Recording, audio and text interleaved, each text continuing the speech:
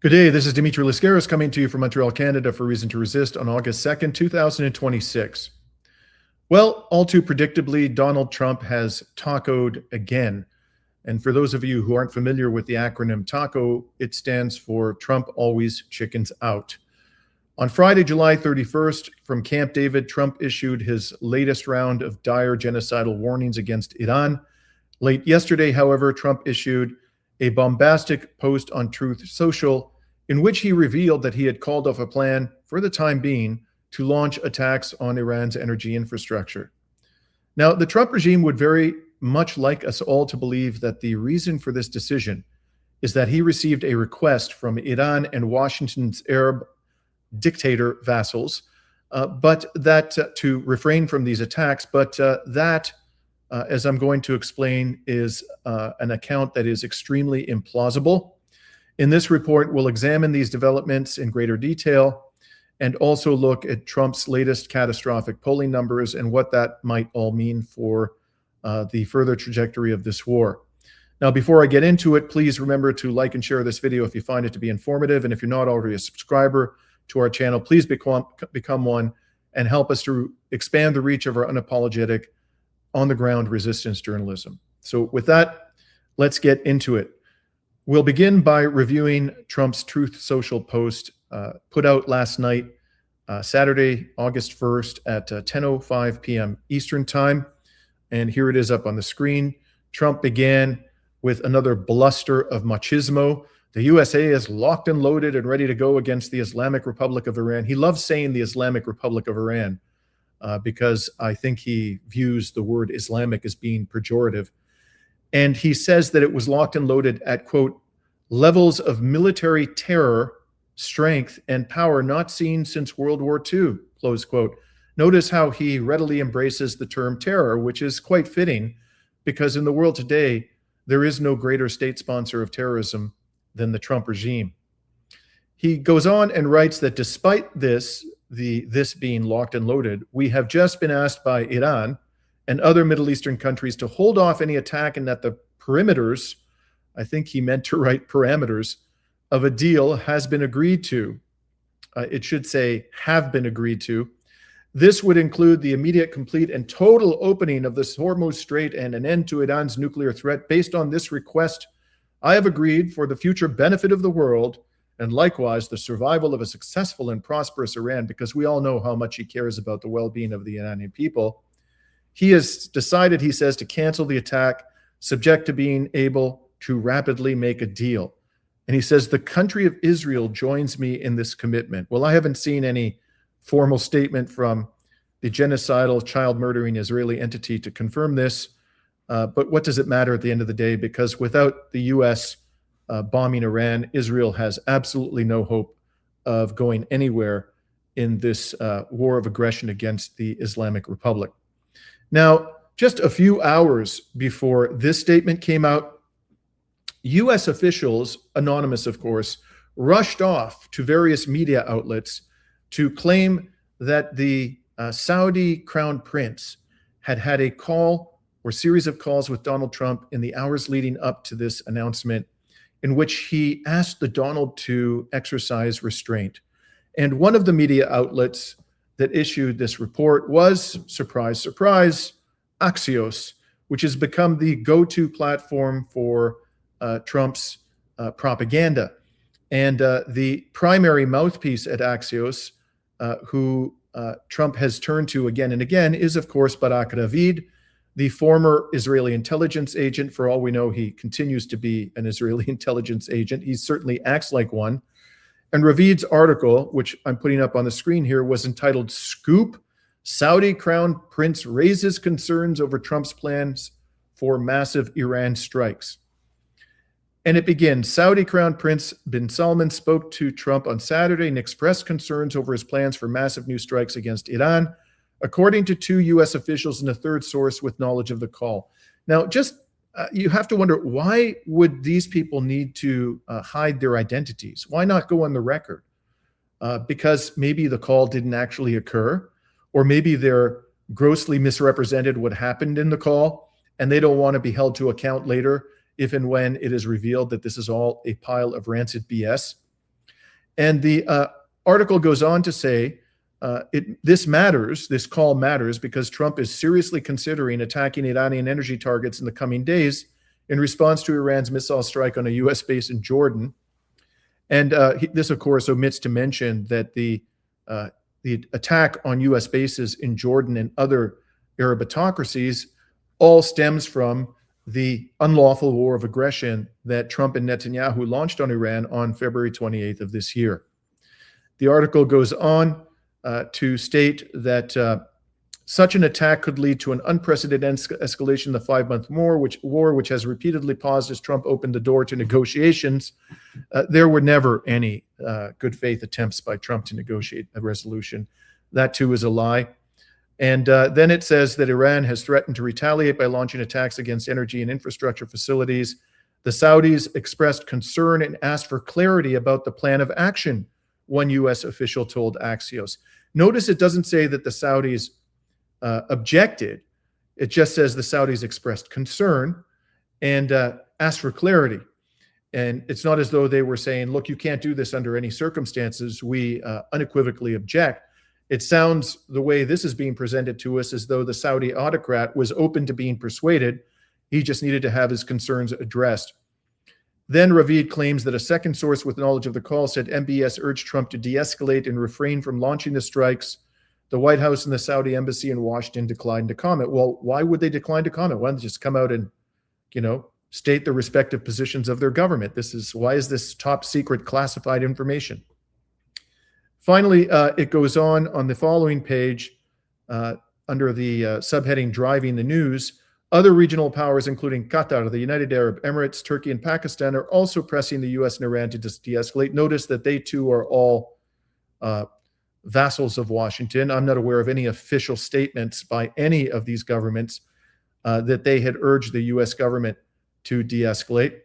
And then Ravid writes that Iranian Foreign Minister Abbas Araghchi spoke Saturday with Pakistani Army Chief Field Marshal Asim Munir, who has served as a key mediator between Washington and Tehran. Araghchi also spoke with foreign ministers of Turkey and Saudi Arabia about the prospect of U.S. strikes.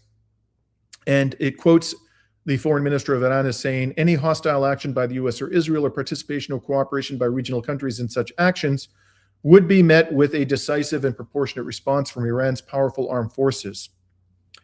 Now,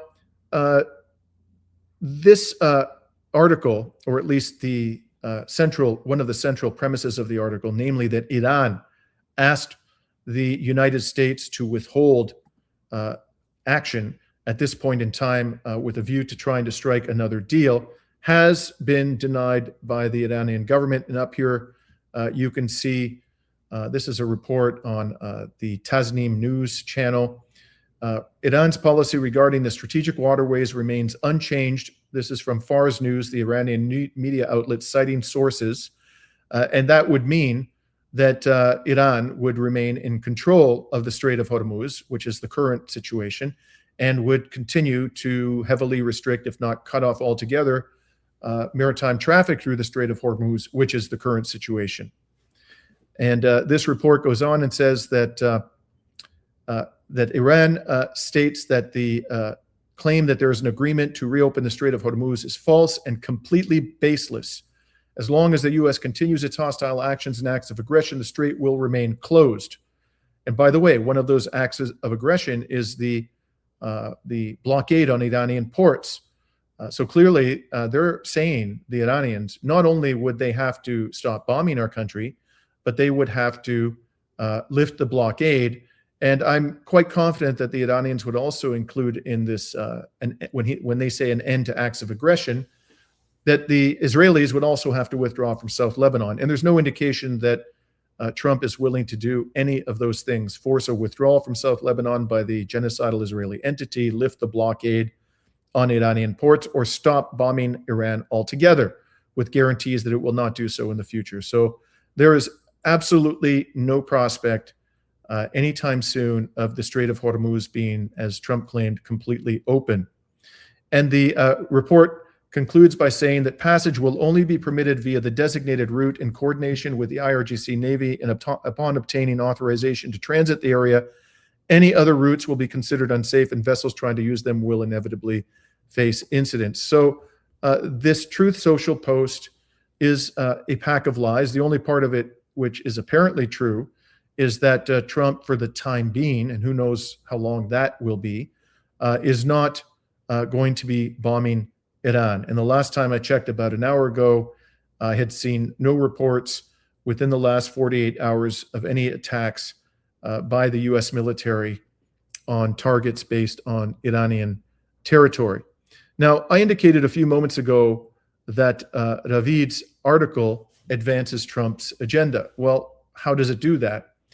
Because it conceals or obscures the real reason for the latest taco event and casts Trump as the magnanimous overlord who has decided to have pity on his vassals in the Arab world, especially the Saudi crown prince, by showing restraint at this dangerous moment.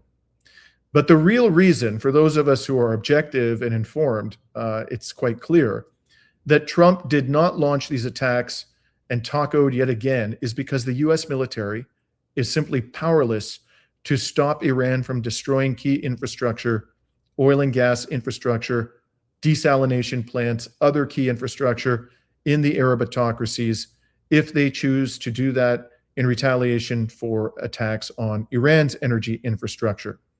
And this is precisely what the Iranian government has repeatedly warned that it will do. And if Iran did cause catastrophic damage to the oil and gas infrastructure of Saudi Arabia and other Arab vassal states of Washington, the world economy would very likely be plunged into a global depression, and this would have devastating impacts on the US economy all less than 4 months before the midterm elections in the United States. So yes, that's the real and obvious reason for Trump's taco. It's not that he decided, after speaking to the so-called crown prince, to have mercy upon his Arab vassals.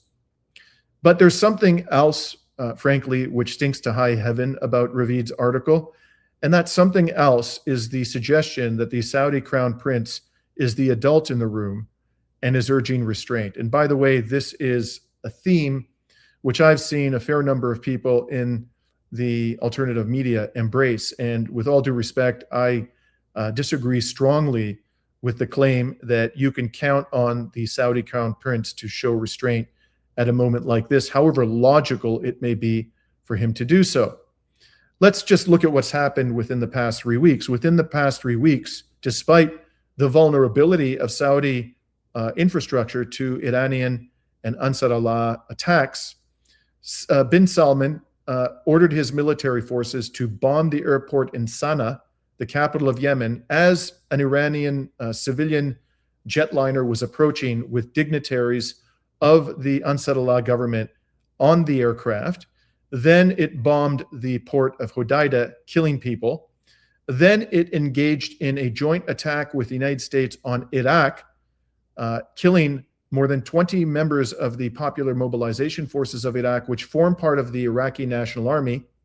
And it did this on the pretext that they had attacked, Iraqi resistance groups had attacked the all-important Abqaiq crude oil processing plant in southeastern Saudi Arabia, but the Iraqi resistance denied that it had anything to do with that, and the Saudis never produced an iota of evidence to back up their claim. And of course, this has created a very heightened risk that there is going to be intense attacks coming at Saudi Arabia, including potentially its oil infrastructure from Iraq, at a time when the Iraqi resistance claims that it did not engage in any such activity. Now, all Saudi has to do, and this is perhaps the most important point of all, to bring an end to its conflict with Yemen, is to lift the inhuman, cruel, and illegal blockade that it has imposed upon Yemen for more than a decade. The Ansar Allah government has been very clear about this. If you lift your blockade, we will lift our blockade. And let me tell you that that has been a blockade which arguably forms the basis of a genocide allegation against Saudi Arabia. I'd like to go back and just show you some of the reporting from the Western corporate media on the Saudi-led war on Yemen. This is a Guardian report. The Guardian is hardly a friend of Ansar Allah. It's hostile to Ansar Allah. It's hostile to Iran, hostile to all the members of the axis of resistance. And in December 2017, it published an article titled "Bombed into Famine: How Saudi Air Campaign Targets Yemen's Food Supplies." This article from 2017 wrote as follows: since Saudi Arabia launched its military intervention in Yemen in March 2015, so at that point it was 2.5 years old, the blockade, more than 10,000 civilians have died, more than 250 fishing boats have been damaged or destroyed, and 152 fishermen have been killed by Saudi-led coalition warships and helicopters in the Red Sea. Yemen's fishing industry has become an ever more vital lifeline for a country in the midst of the world's worst humanitarian crisis. That's what the Saudi-led war has caused. Now, of course, there is an even worse humanitarian crisis in Gaza, but before the Washington-backed genocide there, the world's worst humanitarian crisis for a number of years was in Yemen because of the Saudi-led war and the genocidal blockade on the country. And the Guardian article from December 2017 also notes that 8 million Yemenis are now facing famine after Saudi Arabia tightened a blockade on the country on 6 November 2017. Now, Western governments and their corporate media scribes say precious little about the monstrosities and extreme aggression of the Saudi autocracy. I'd like to talk to you a little bit about that today because I think this is very important to bear in mind as we consider what role Saudi Arabia's autocracy is playing in this existentially dangerous war. We cannot really glean or understand how it may be impacting the trajectory of the war without looking at its record, because after all, you are what your record says you are. And this is a subject that deserves far more attention because it is one that is obscured or ignored altogether by the Western corporate media. So let's begin with a July 2021 report of the US-based Human Rights Watch on allegations of torture in Saudi Arabia. Let me begin by pointing out that Human Rights Watch, again, as I mentioned, it's based in the United States. It has a long record of pro-Western bias, oftentimes hyping or fabricating allegations of severe human rights abuses by the official enemies of Washington. So if it is saying this about Saudi Arabia, which is so closely allied to Washington, you can only imagine what the real situation is. It's probably significantly worse. And this is what Human Rights Watch wrote in that report in 2021. New evidence alleging Saudi Arabia's brutal torture of women's rights advocates and other high-profile detainees further exposes Saudi Arabia's utter contempt for the rule of law and failure to credibly investigate these allegations, said Michael Page, Deputy Middle East and North Africa Director at Human Rights Watch. Letting abusers off the hook sends the message that they can torture with impunity and never face accountability for such crimes. The accounts were from Daban prison north of Jeddah and another location the guards identified as a secret prison. They described certain incidents in which they alleged that detainees, including the prominent women's rights activist Loujain al-Hathlul and the human rights activist Mohammed al-Rabea, suffered torture and other ill treatment. In one text message, the prison guard mentioned by name a prominent Saudi women's rights activist whom Saudi authorities arrested in a wide crackdown starting in May 2018. Human Rights Watch is withholding her name. They said, quote, in one of her torture sessions, she lost consciousness and we were all terrified. We feared that she had died and that we would bear responsibility because the instructions were not to kill any of the detainees, men or women. They needed instructions not to kill them. Just torture them until they're brought to the precipice of death. Now, the report continues. In another text message, the prison guard referred to sexual harassment that Saudi interrogators inflicted upon al-Hathlul, who was conditionally released in February. Loujain al-Hathlul was subjected to sexual harassment unprecedented to me from what I've witnessed, the guard wrote. They were relishing insulting her. They were mocking her that she is liberated and would not mind the harassment, such as sticking their hands into her underwear or touching her thighs or spouting degrading words at her. Human rights organizations began reporting in November 2018 accusations that Saudi interrogators tortured at least 4 women activists, including with electric shocks and whippings, and had sexually harassed and assaulted them. In January 2019, Human Rights Watch and Amnesty said that Saudi authorities should allow international monitors to enter the country and investigate the torture allegations. I'm pretty sure that that never happened. And let us recall, as you contemplate what you just read, and there are scores of reports like this from Western mainstream human rights organizations about Saudi Arabia's torture, including of women's rights activists, that we are constantly being told in the West by the corporate media and the political elites about the supposed brutal repression of women in Iran. I've been to Iran 3 times in the last 18 months or so, and I have seen absolutely no evidence in my travels across the country that women are treated anything like they are treated in Saudi Arabia. But even if you're convinced that the allegations of Iranian government repression of women are true, why do those allegations get so much attention in the West and we hear almost nothing in the corporate media or from the mouths of Western politicians about what the Saudi misogynistic, monstrous regime is doing to women there? And in fact, not only are they not talking about it, they're arming Saudi Arabia to the teeth, and they're complaining that the Iranians have the temerity to attack U.S. military bases on Saudi soil, even though those military bases are being used to facilitate a war of aggression on Iran. I can't tell you how many times I have seen in the last year to 2 years messages from the Canadian Prime Minister, for example, that he or his officials have had discussions with Saudi officials or the officials of some other brutal Arab dictatorship. And in every one of those messages, the government stresses, as they did very recently when Mark Carney met with Saudi officials, how this country has a close partnership and a warming relationship and a growing economic relationship with the Saudi autocracy. And they're going to do everything they reasonably can in order to expand upon all of those things.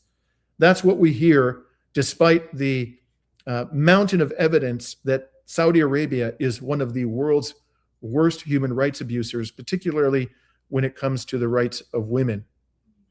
Now, if all of that doesn't convince you that bin Salman is a hyper-aggressive psychopath, consider a couple of the other more notorious incidents of his incidents that occurred during his rule.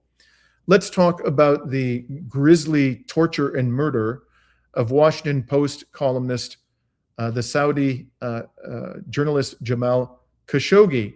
This is an article from 2021 in the BBC, recounting that on October 2nd, 2018, Khashoggi, a US-based journalist and critic of Saudi Arabia's government, walked into the Saudi consulate in Istanbul, where he was murdered. He was murdered in the consulate. In the months that followed, conflicting narratives emerged over how he died, what happened to his remains, and who was responsible. Saudi officials said journalist was killed in a rogue operation by a team of agents sent to persuade him to return to the kingdom, while Turkish officials said the agents acted on orders from the highest levels of the Saudi government. So the Saudis didn't deny that Khashoggi was murdered by officials of the Saudi regime, by, I guess, law enforcement or intelligence officials at the Saudi diplomatic compound in Istanbul. Okay? Now, let's, putting apart the horrific nature of what they did to Khashoggi, the credible reports are that they tortured him mercilessly and then dismembered him. And I believe the evidence suggests that his body was dissolved in a vat of acid. But the part of this horrific story, which I think is most pertinent for our purposes, is that they decided to kill him on a diplomatic compound of the Saudi autocracy. Why is that important? Well, how are you going to deny that you are responsible for the disappearance of this man when the last time anybody sees him is before he walks into your embassy in Istanbul? Obviously, any rational person is going to conclude that this journalist, who was known at that point in time to have been critical of the Saudi autocracy, that something has happened to him, that he's been either killed or he's been disappeared, he's been sent to prison because nobody sees him after he steps into the Saudi embassy. killing him in this way was one of the most audacious, aggressive, and reckless acts of abuse that you could imagine the Saudi autocracy visiting upon an American journalist. I mean, if they were absolutely determined to get rid of this critic of the Saudi regime, but to do it in ways that would insulate the dictatorship of Saudi Arabia from allegations that they were responsible for it, well, they could have done it in any number of ways. They certainly had the means to do it, the money to do it. They could have hired somebody to plant a car bomb in his vehicle in Washington. They could have poisoned him and caused him to suffer a quote unquote heart attack. They could have staged his suicide in his residence in Washington. There's any number of ways that the Saudi autocracy could have eliminated this critic of the regime without making it so obvious to the entire world that they were behind his disappearance and his death.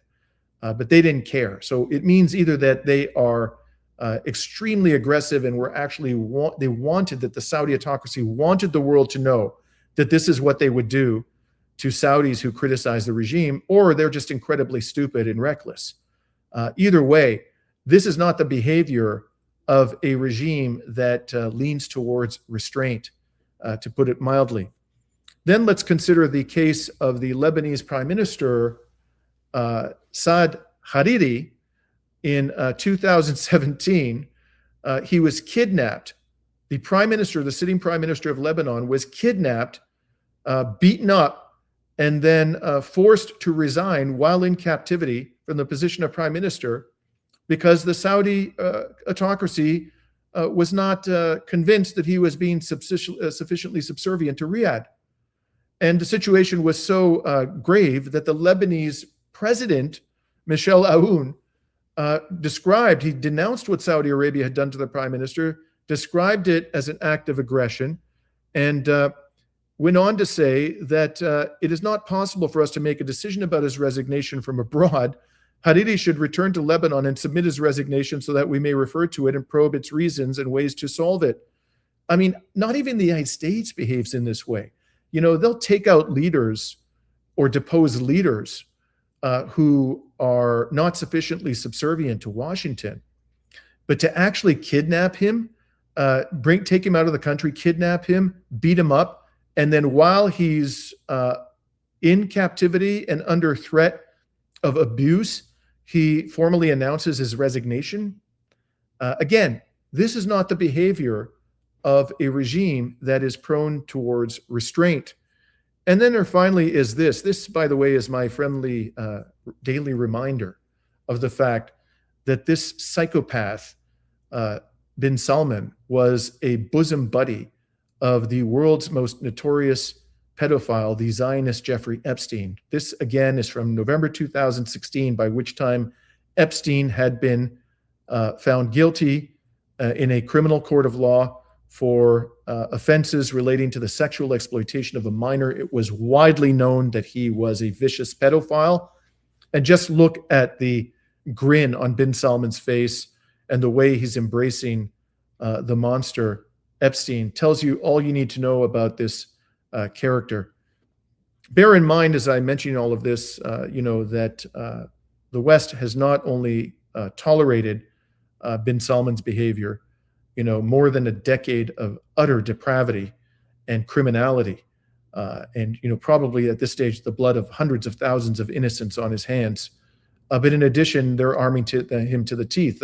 Saudi Arabia is probably the most important customer of the Canadian weapons manufacturing industry. There's a contract for weaponized personnel carriers for $15 billion for the Canadian subsidiary of General Dynamics, which is based in my hometown, London, Ontario.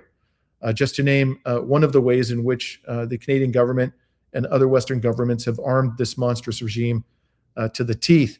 And so we're supposed to take seriously their arguments that resistance groups should be completely and utterly disarmed while monsters such as these, fully backed by the West, remain in power? I don't think so. And the last thing I want to say about this creep is, just to remind you about how he came to power. Bin Salman was born in 1985. He's only 41 years old. He came to power in Saudi Arabia when he was in his mid-30s at a very young age. And here is a brief description from Wikipedia. I don't normally rely on Wikipedia, but in this instance, we're talking here about a lengthy, detailed history of his rise to power. And for our purposes, this summary will give you a pretty good picture of how this man became the effective head of this autocratic regime. In May 2017, Mohammed launched a purge against competing Saudi business and political elites in an anti-corruption campaign. Yeah, this guy is going to rid Saudi Arabia of corruption. This individual who possesses ungodly amounts of wealth by virtue of his lineage, not because he earned it. And the account goes on to say that he said, no one will survive in a corruption case, whoever he is, even if he's a prince or a minister. In November 2017, he ordered some 200 wealthy businessmen and princes to be placed under house arrest in the Ritz-Carlton Riyadh. On November 4th, 2017, the Saudi press announced the arrest of the Saudi prince and billionaire Al-Walid bin Talal, a frequent English language news commentator and a major shareholder in City News Corp and Twitter, as well as over 40 princes and government ministers on corruption and money laundering charges. Others arrested or fired in the purge included Prince Mutaib bin Abdullah, head of the Saudi Arabian National Guard, Minister of Economy and Planning Adel Fakih, and the commander of the Royal Saudi Navy. Those arrested in the Ritz-Carlton were the subject of what became called the Night of Beating. Most were beaten and some were tied to walls in stress positions as part of torture by Saudi agents. The interrogators knew very little outside of the victims' assets within Saudi Arabia and wanted to know more about their offshore holdings, while the victims did not know why they were detained. The detainees were threatened with blackmail. At one point, the interrogators told the victims to contact their bank managers in Geneva and elsewhere and ask for large sums of money, and were surprised due to their inexpertise that the assets were not entirely in cash. Wow. Apparently, bin Salman sent some simpletons to do this dirty work. Swiss banks, Wikipedia writes, identified some of the transactions as under duress and were able to stop some of them. During the proceedings, there was no due process nor plea bargains. Yeah, this is the man who's supposedly going to introduce the rule of law to Saudi Arabia. U.S. officials described the actions as coercion, abuse, and torture. That's what the U.S. described it as. Detainees were denied sleep, had their heads covered, and were beaten. 17 had to be hospitalized. After many days, the remaining detainees were moved to Al Hayat prison, while some released are banned from traveling abroad. The purge helped centralize political powers in the hands of bin Salman and undermine the pre-existing structure of consensus-based governance among Saudi elites. So he's even more dictatorial than his predecessors. The arrest resulted in the final sidelining of the faction of King Abdullah and bin Salman's consolidation of control of all three branches of the security forces. It also cemented his supremacy over business elites in Saudi Arabia and resulted in a mass seizure of assets by the bin Salman regime. So basically, he just stole the money of his political rivals. And again, I remind you, he is in this position by virtue of lineage and brutality and savagery. That's how he got to power. There isn't even an iota of democratic governance underlying bin Salman's current rule or his ascendancy to the head of the Saudi kingdom. Now, with that, I'd like to turn to Trump's latest polling numbers. The whole point, by the way, of my going through this history of Saudi Arabia, just to repeat, of the Saudi autocrat, is to discredit this notion that he is a voice of moderation in the criminal war of aggression on Iran.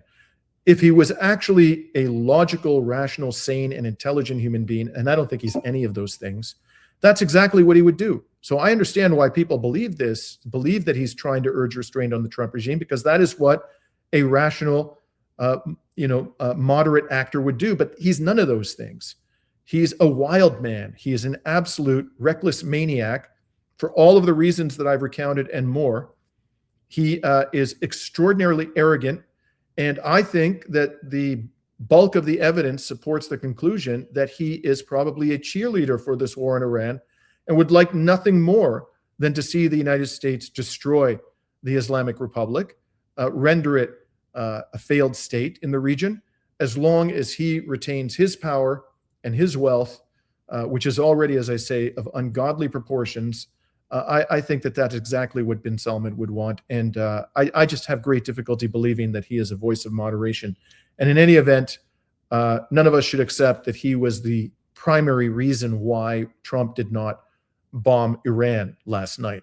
Trump did not bomb Iran last night because, as I said, he and his military are utterly incapable of preventing the destruction of the oil infrastructure and other critical infrastructure of Washington's vassals in West Asia. So again, turning then to the latest polling numbers for the Donald. This is an article in the New York Times. Trump's polling numbers hit a new low. Don't expect him to change course. This was published either yesterday or the day before. And according to the article, the orange-haired madman has the support of just 34% of Americans in CNN's latest poll, matching his lowest point just after the January 6, 2021 attack on the Capitol. Trump has the approval of just 33% in a new AP NORC survey, tying his lowest since 2017, and 32% in Quinnipiac University data, falling to an all-time low in that poll. So he has the support of just a third of American voters at this point in time. And just think about all the pro-Trump propaganda that's coming out of organizations like Fox News, which continues to have a very large audience in the United States.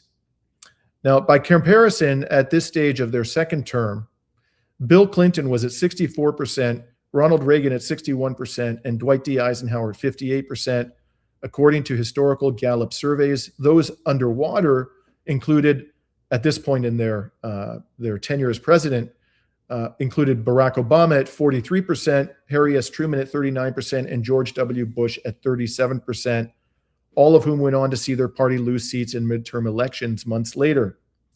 The only president in the history of the polling of U.S. Presidential favorability ratings who had a lower approval rating at this point in his presidency was Richard Nixon. And at that point in his presidency, he was on the verge of resignation and was facing impeachment, and his approval rating was 24%. So Donald Trump is in serious political trouble, and that increasingly will put pressure on him to pursue his goals, which I think clearly remain the destruction of Iran and the entire axis of resistance, in ways that will not commit or cause catastrophic damage to the U.S. economy. The problem he confronts, of course, is that there is no way to achieve his goal of destroying the axis of resistance without doing catastrophic damage to the U.S. economy. And so he's going to continue to flail about. Whether he will ultimately pull the trigger and finally deliver on that vow he has made again and again and again and chickened out of, to destroy Iran's bridges and water desalination facilities and its oil infrastructure. Whether he'll do that, who can say at this stage? I think it's entirely possible that he will, but he's clearly under immense pressure because of the economic consequences of pursuing these goals to somehow find a way out.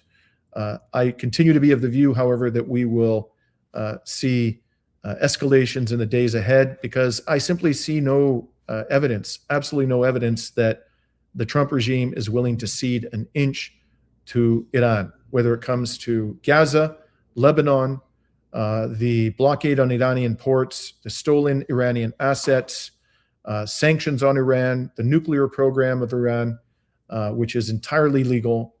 There's no indication that Trump is willing to cede an inch on any of these points. He has never, ever come out and said himself that I'm willing to meet any one of these demands under the right conditions. Never. So given that, I think, sadly, that we're probably going to see a lot more war before we can even begin to seriously contemplate a negotiated end to this, this criminal war of aggression. For now, this is Dimitri Lascaris signing off from Montreal, Canada on August 2nd, 2026.